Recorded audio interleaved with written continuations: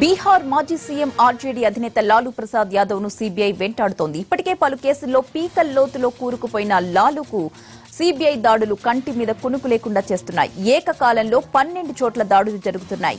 పాట్నా, ఢిల్లీ, రాంచీ, పూరీ, గుర్గావ్లో సోదాలు జరుగుతున్నాయి.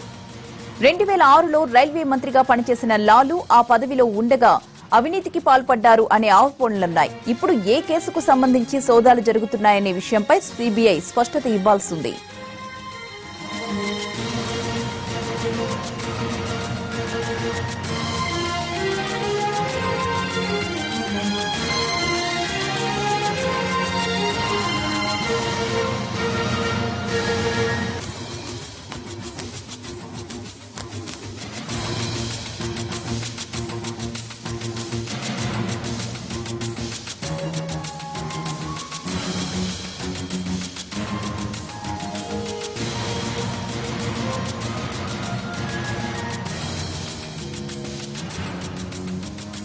బీహార్ మాజీ సీఎం ఆర్జేడీ అధినేత లాలూ ప్రసాద్ యాదవ్ ను సీబీఐ వెంటాడుతోంది. ఇప్పటికే పలు కేసుల్లో పీకల్ లోతులో ఇరుక్కుపోయిన లాలూకు సీబీఐ దాడులు కంటి మీద కొనుకు లేకుండా చేస్తున్నాయి.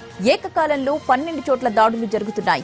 పాట్నా, ఢిల్లీ, రాంచీ, పూరీ, గుర్గావ్లో సోదాలు జరుగుతున్నాయి. 2006లో రైల్వే మంత్రిగా పనిచేసిన లాలూ ఆ పదవిలో ఉన్నప్పుడే అవినీతికి పాల్పడ్డారనే ఆరోపణలున్నాయి.